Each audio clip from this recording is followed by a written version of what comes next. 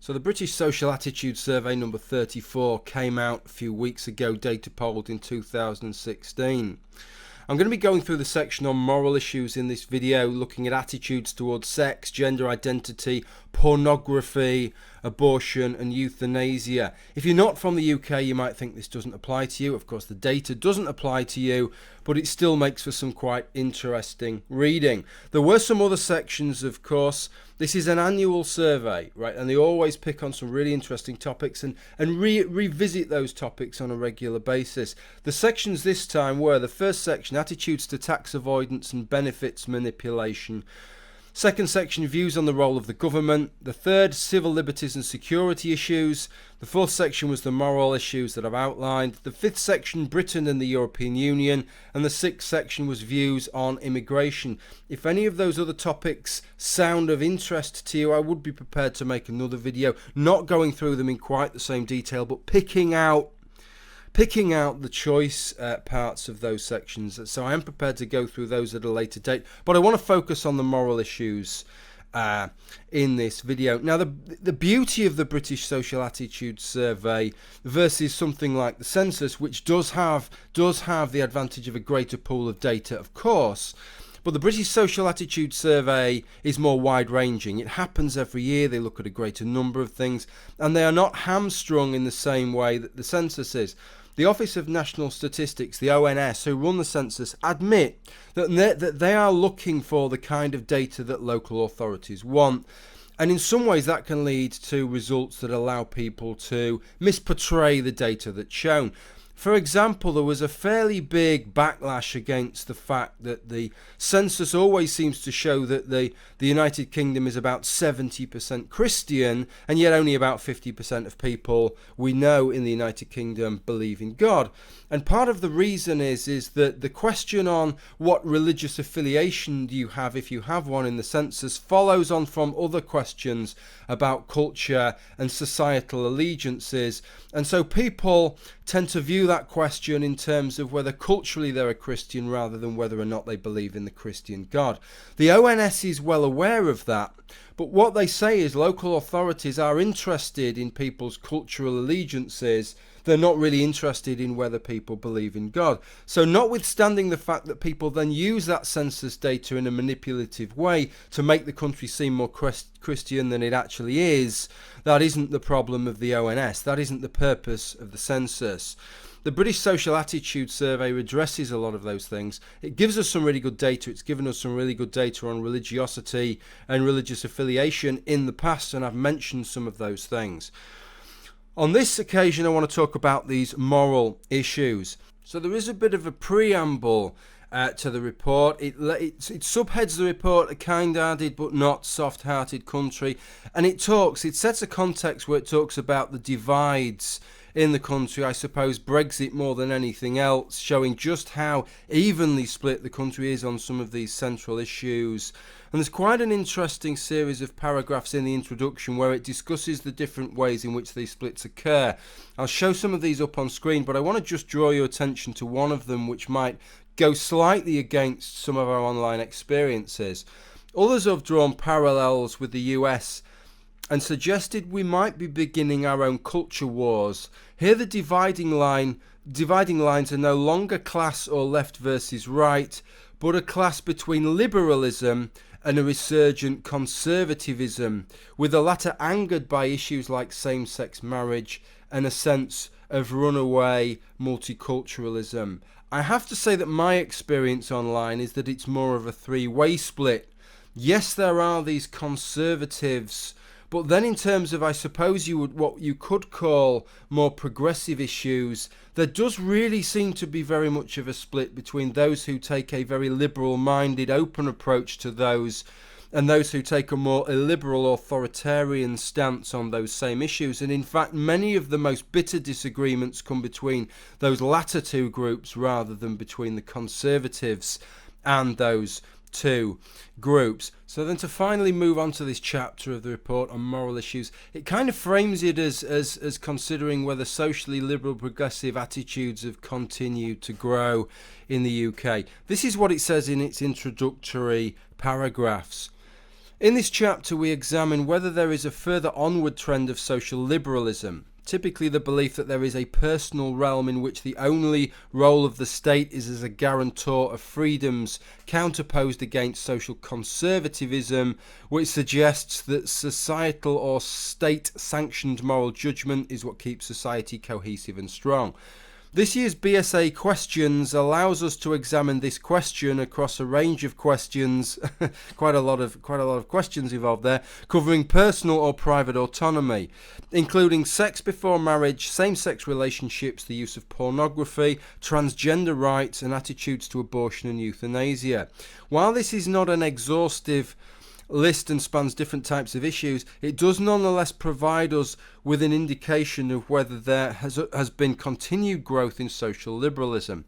Further, this chapter also examines whether there is a pattern in which demographic characteristics typically predict answers to questions on these issues. One of the great things about the BSA is that it does keep going back to these questions, so that you do build up over a period of time a bit of a pattern in terms not just of the overall population, but splitting it in terms of religion or age cohort, etc, etc. And what I can tell you before I even move on to the issues themselves is that it's staggering, actually, considering that the data is between 1983 and 2016. It is absolutely staggering just how much attitudes have shifted on some of these issues. Okay, so for the first part, which was sex and relationships, there were two questions asked.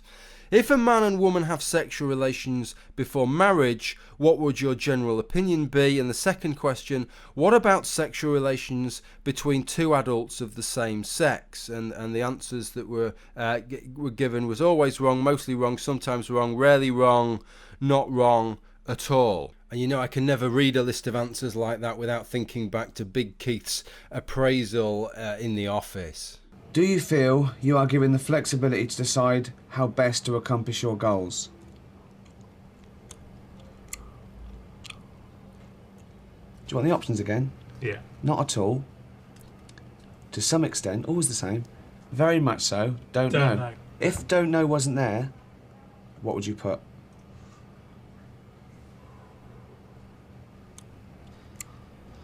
Well, the options. Not at all. To some extent. Very much so. Don't know. Very much so. Do you remember what the question was? No. Okay. We're going to leave that there.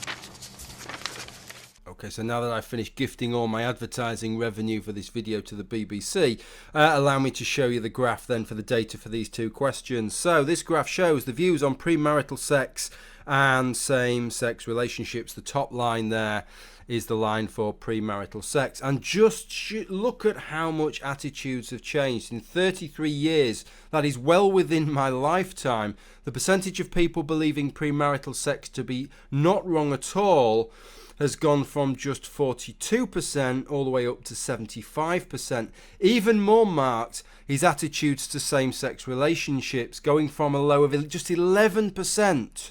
Just 11% in 1987, up to a whopping 64% in 2016, with a really big kick actually ever since 2012. But what is most interesting actually is to see how these changes have occurred by looking at attitudes across the generations across time. Now the BSA survey reminds us that there's kind of three candidate models for this.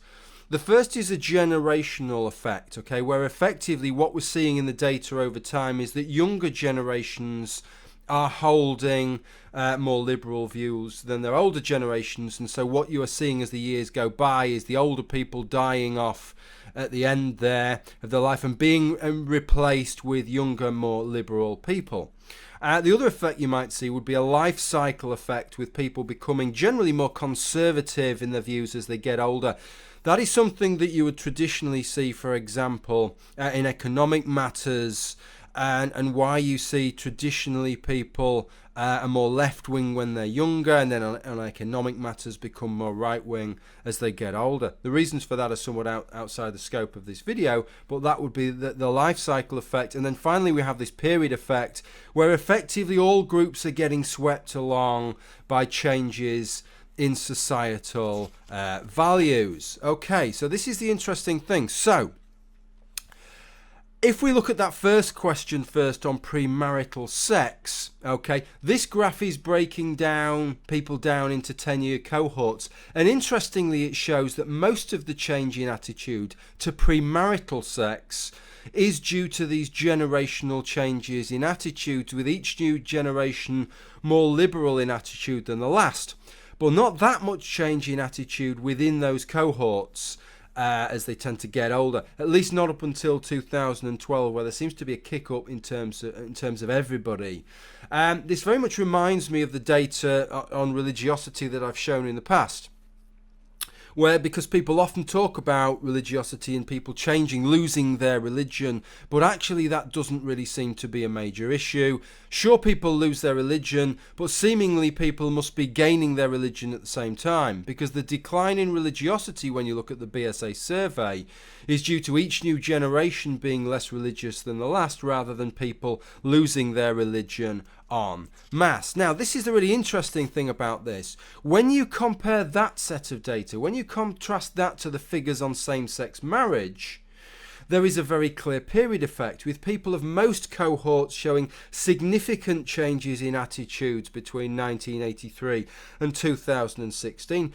If you contrast those born in the 1950s, their attitudes to premarital sex barely changed from 63% to 77%, saying that it was not wrong at all.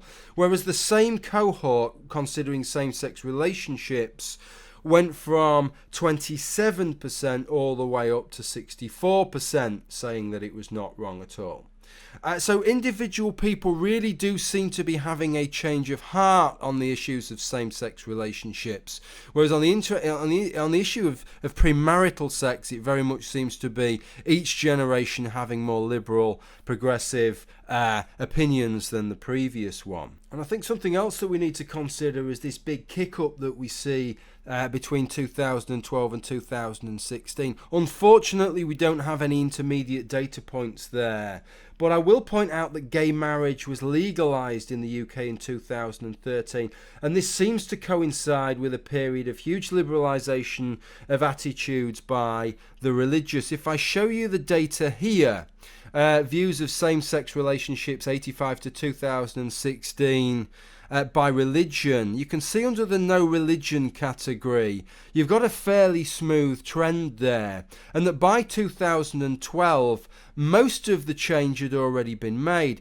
In the religious groups, look at that, Church of England and Roman Catholics, look how most of the change has taken place between 2012 and 2016. 24% change in those groups between 2012-2016 versus only 13% change in those of no religion. Now, I find that a really interesting stat, and the BSA doesn't speculate on what the reasons are. It does on many other things, it doesn't in this case. My speculation is that this Marriage Equality Act came in 2013, legalising gay marriage, and I just wonder if it didn't turn out to be the apocalyptic scenario that some religious people expected it to be, and realise that actually it doesn't really make a stuff of difference to their lives whether people of the same sex get married or otherwise, and on the back of that their attitudes have liberalised somewhat. Okay, so that was really the interesting points from that particular question. The transgender question is a new one, and I think transgender issues have suddenly become kind of big business in the media and in public perceptions recently. And so this is a new question. So there's no historic data that can be referenced, unfortunately, with this, and we'll have to wait some time before the BSA builds up a bank of data and we can see some kind of trend, because that is one of the beauties of the BSA, is that most of these questions are asked not every year, but every 3 or 4 years, and so you can see these trends. These were the questions that were asked. There were 2 central questions that were asked and then a couple of peripheral questions that were asked. So the first question was, how would you describe yourself? as very prejudiced against people who are transgender, a little prejudiced, or not prejudiced at all. And then a second question was asked because they preempted what they saw as a kind of social desirability bias in the answers given, that being people trying to give the answers they think people are looking for, the sort of socially desirable answers that allow you to fit in, that get you the least amount of stick, rather than people's actual opinions. So they asked this second question, framing it in terms of other people's beliefs. Do you think that prejudice against transgender people is always wrong, sometimes wrong, rarely wrong, or never wrong? And this was the stats that they got. And both questions I propose, given if you think back to the sort of attitudes that most of us would have had and experienced only a few short years ago, present a largely very tolerant set of public attitudes, with 82% of people claiming no personal prejudice against trans people, and most significantly perhaps 72% of people saying that such prejudice, when expressed by anybody, is mostly or always wrong.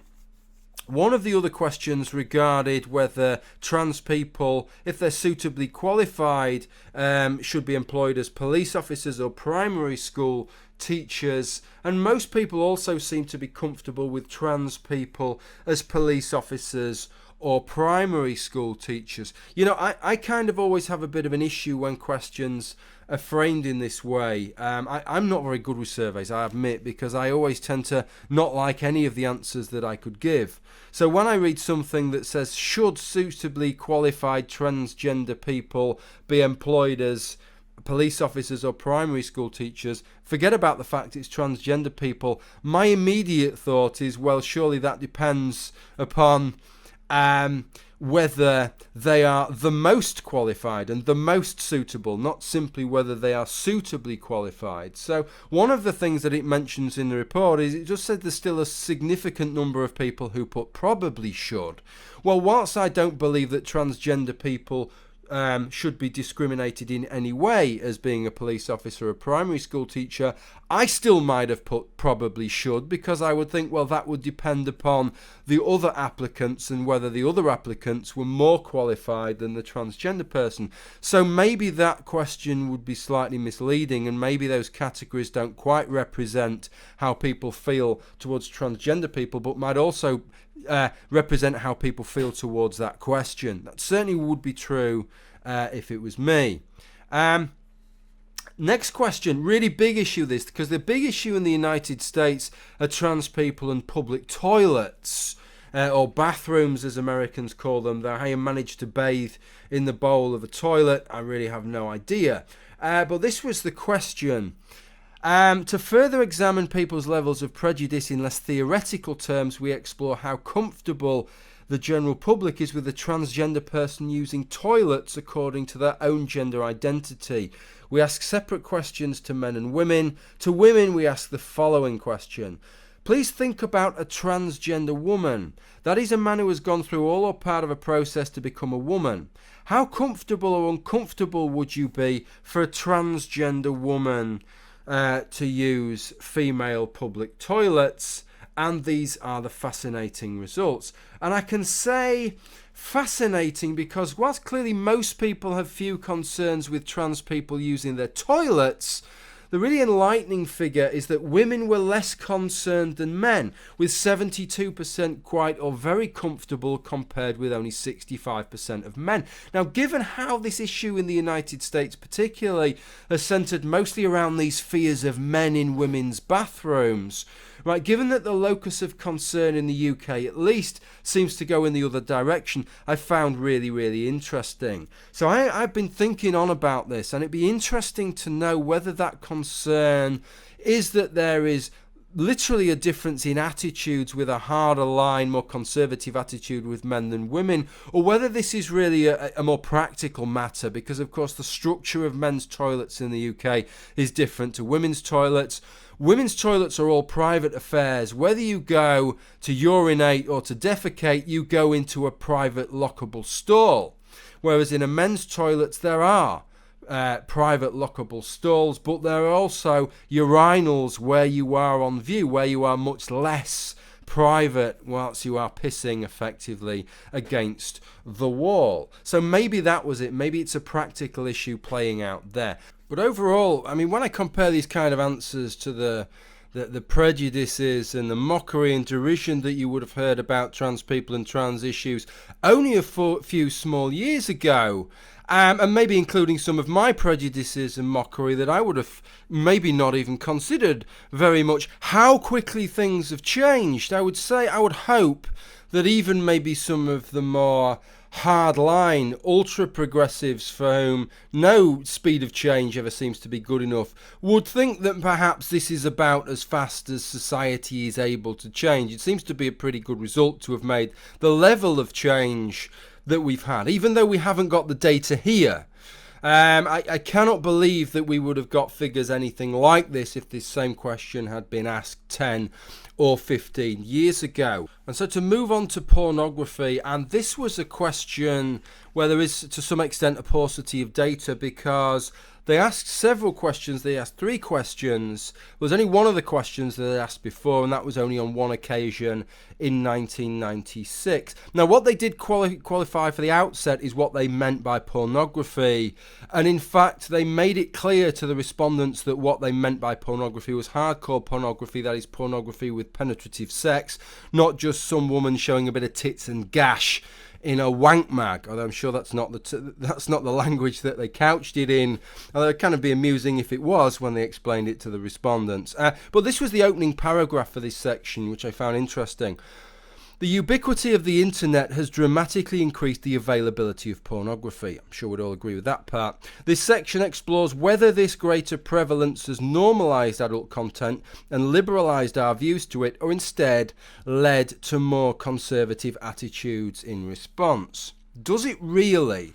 You know, it's one thing to evidence a change in attitudes, but it's another thing to then assume what the engine of that change is. And I think that's effectively what they're doing, assuming that you can make that link, that causal link, given the questions that they've asked. Well, here are the first questions they're asked. And like I say, the first question was the only one that had been asked before in 1996. Bear in mind, folks, that by 1996, attitudes in the UK to porn were already changing and had changed a great deal, such that by 2000, the BBFC, the British Board of Film Classification, that issues certificates for recorded material, for video material and films, if you don't get a certificate, you cannot release that material, finally started certificating hardcore pornographic material with the restricted 18 category. So effectively, prior to that, due to the Obscene Publications Act requiring a BBFC certificate,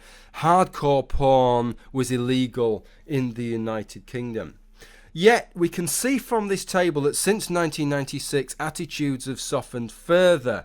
We can see that effectively in 1996, 59% versus 32% thought that some films are too violent or pornographic even for adults. Whereas moved to 2016, 20 years later, the balance has shifted such that 45% adults should be able to see whatever films they like, versus only 41% now that some films are too violent or pornographic even for adults. The really interesting thing is when we get behind the data on this particular question, and not all the data is released at this point, and the only data that I can show you here is a couple of lines that they wrote and a regression analysis table that they present for the data in this. And what they're showing here, let me show you the table here. And what it shows clearly is that there is a strong correlation with age. And as people are getting older, they are much more likely to say that some films are too violent or pornographic even for adults.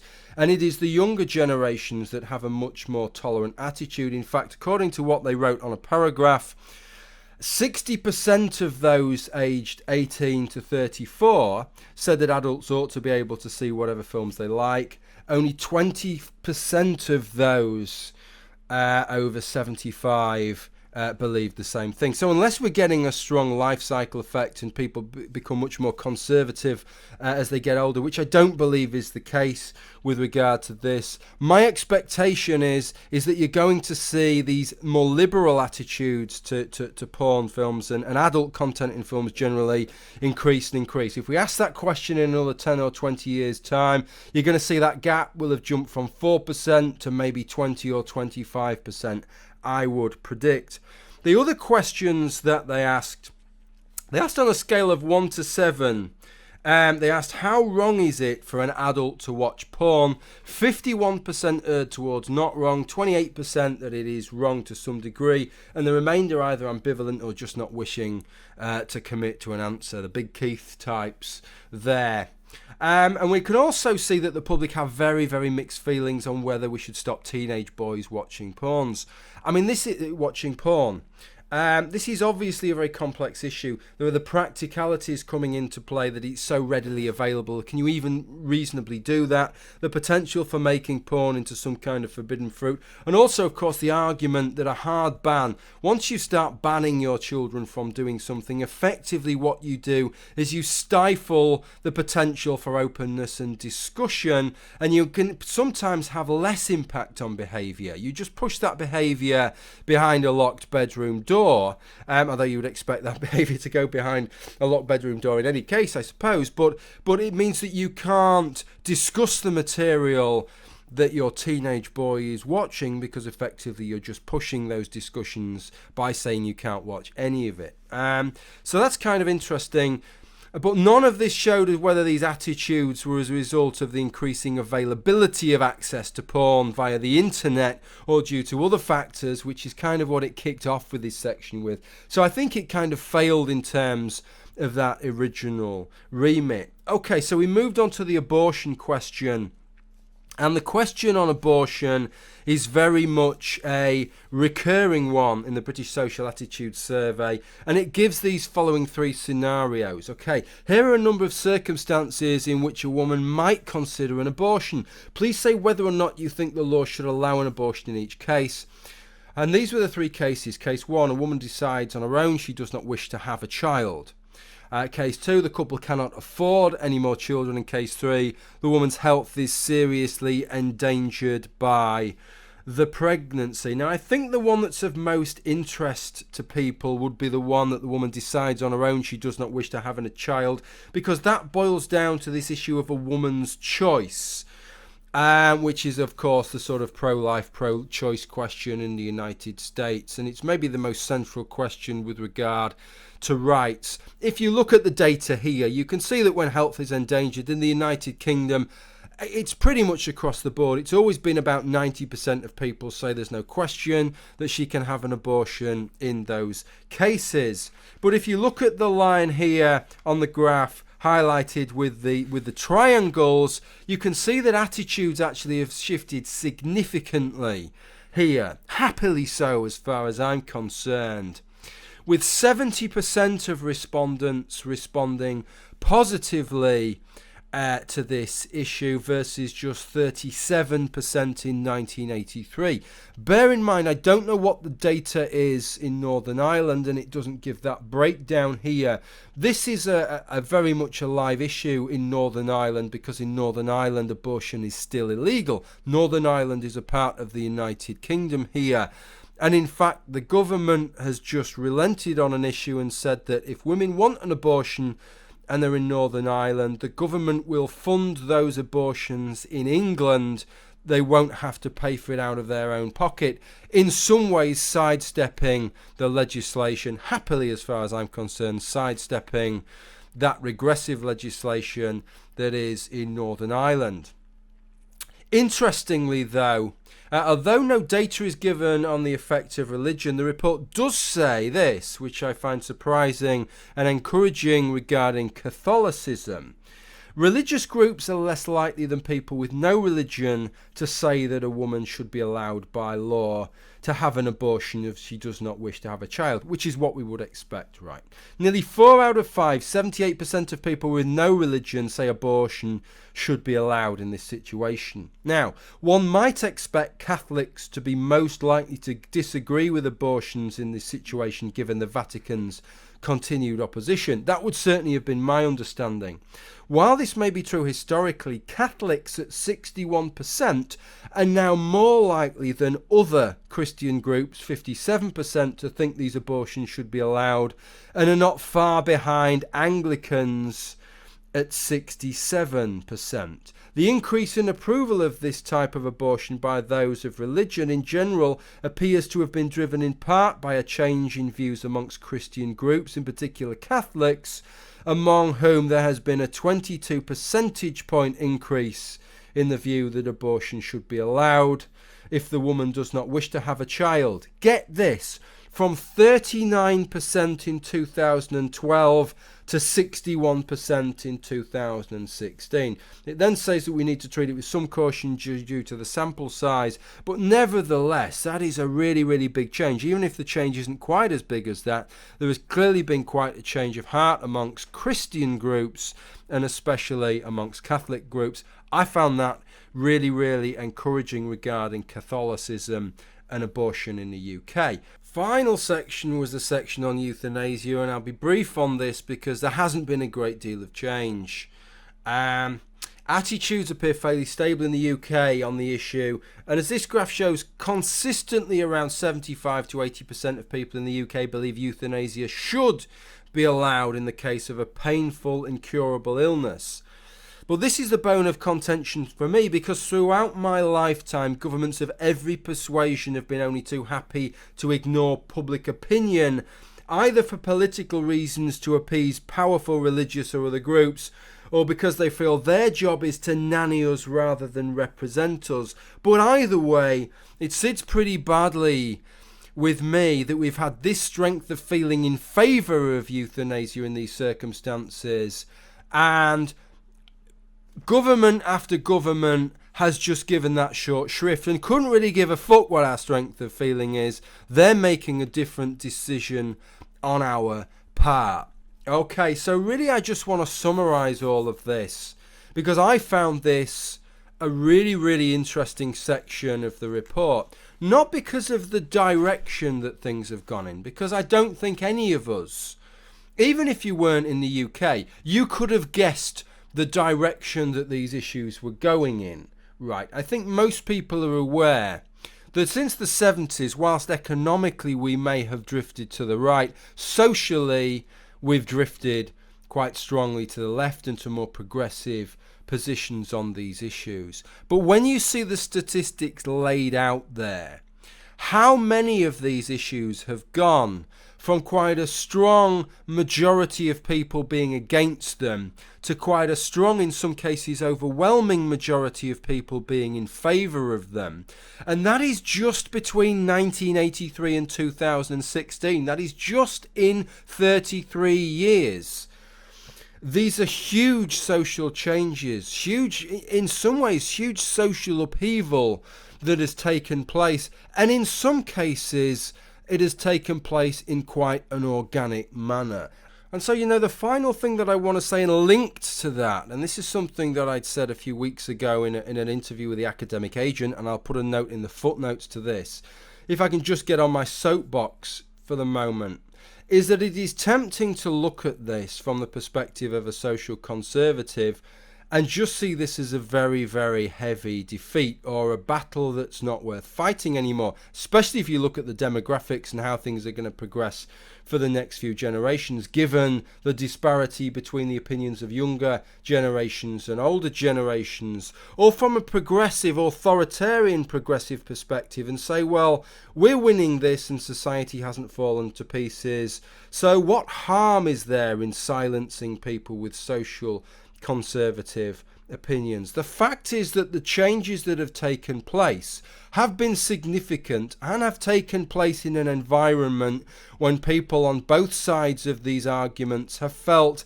enabled and have been enabled to have their say. Whether that is pushing for a progressive opinion or whether it is showing your doubts towards that, that to me is a healthy environment. And although I see social conservatives of people that have been losing the battle for several decades and who I expect to lose the battle going forward, they still provide, I propose, a very, very important role in making us take stock and justifying any progressive changes that we make.